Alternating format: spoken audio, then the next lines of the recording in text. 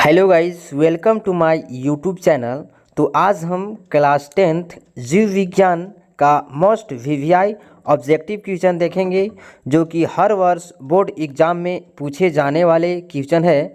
तो चलिए हम स्टार्ट करते हैं पहला क्वेश्चन से। पहला क्वेश्चन है, वैसे पौधे जो पोषण के लिए सड़ी गली चीज़ों पर आश्रित रहते हैं वे क्या कहलाते हैं? तो पहला ऑप्शन है परजीवी, दूसरा ऑप्शन है मृतजीवी, तीसरा ऑप्शन है स्वपोषी, चौथा ऑप्शन है परपोषी। तो इसका सही आंसर बी हो जाएगा, मृतजीवी। वैसे पौधे जो पोषण के लिए सड़ी गली चीज़ों पर आश्रित रहते हैं वे मृतजीवी कहलाते हैं। दूसरा ऑप्शन है स्वपोषी भोजन के लिए आवश्यक है। तो स्वपोषी भोजन के लिए क्या क्या आवश्यक है? तो पहला ऑप्शन है क्लोरोफिल, दूसरा ऑप्शन है सूर्य के प्रकाश, तीसरा ऑप्शन है H2O एवं CO2, चौथा ऑप्शन है इनमें से सभी। तो इसका सही आंसर डी हो जाएगा, इनमें से सभी। स्वपोषी भोजन के लिए इनमें से सभी का होना अति आवश्यक है। तीसरा क्वेश्चन है, छोटी आंत की ग्रंथियों से निकलने वाला रस कहलाता है। तो छोटी आंत की ग्रंथियों से निकलने वाला रस क्या कहलाता है? तो पहला ऑप्शन है जफर रस, दूसरा ऑप्शन है एनामेल, तीसरा ऑप्शन है CO2, चौथा ऑप्शन है O2। तो इसका सही आंसर ए हो जाएगा, जफर रस। छोटी आंत की ग्रंथियों से निकलने वाला रस जफर रस कहलाता है। राइट आंसर ए हो जाएगा। क्वेश्चन नंबर 4 है, वायुमंडल में CO का कितना प्रतिशत है?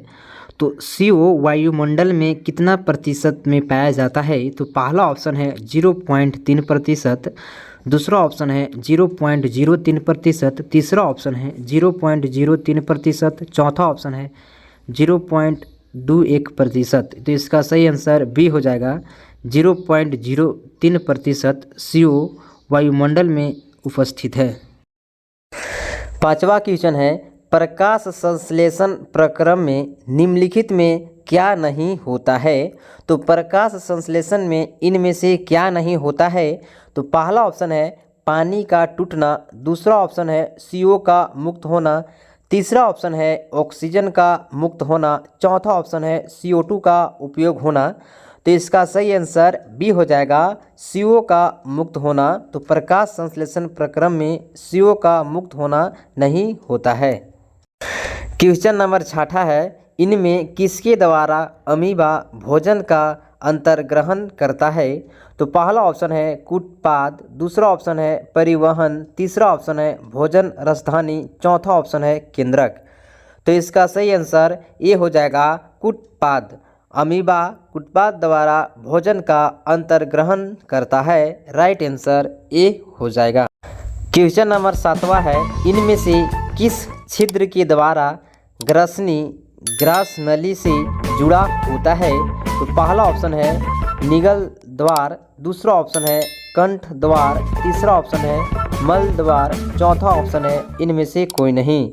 तो इसका सही आंसर ए हो जाएगा, निगल द्वार।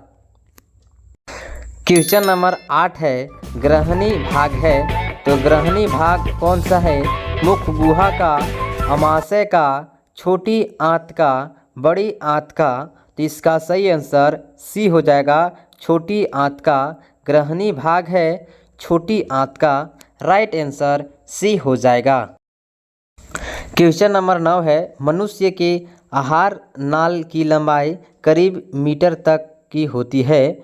तो मनुष्य के आहार नाल की लंबाई करीब कितने मीटर तक होती है? तो पहला ऑप्शन है 8 से 9 मीटर, दूसरा ऑप्शन है 8 से 10 मीटर, तीसरा ऑप्शन है 6 से 10 मीटर, चौथा ऑप्शन है 8 से 6 मीटर। तो इसका सही आंसर बी हो जाएगा, 8 से 10 मीटर। मनुष्य के आहार नाल की लंबाई करीब 8 से 10 मीटर होता है।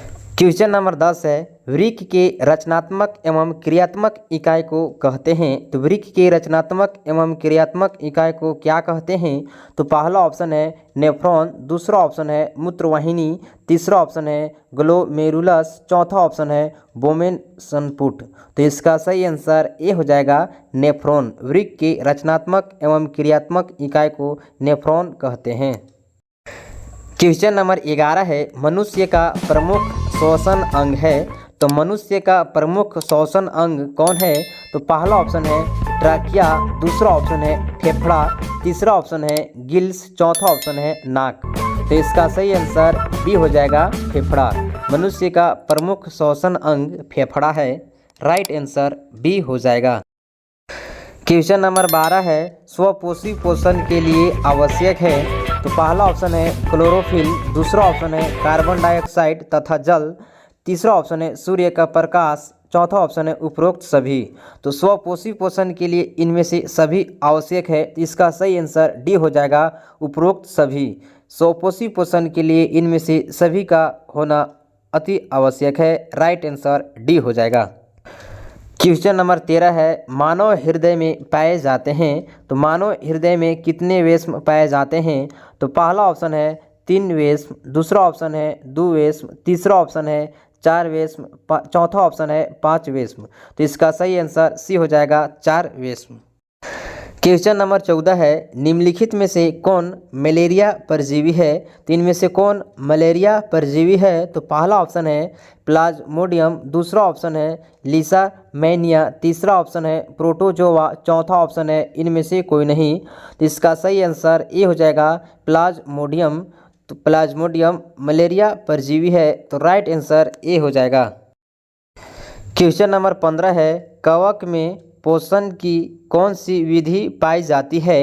तो कवक में पोषण की कौन सी विधि पाई जाती है? तो पहला ऑप्शन है मृतजीवी, दूसरा ऑप्शन है समभोजी, तीसरा ऑप्शन है स्वपोषी, चौथा ऑप्शन है कोई नहीं। तो इसका सही आंसर ए हो जाएगा मृतजीवी।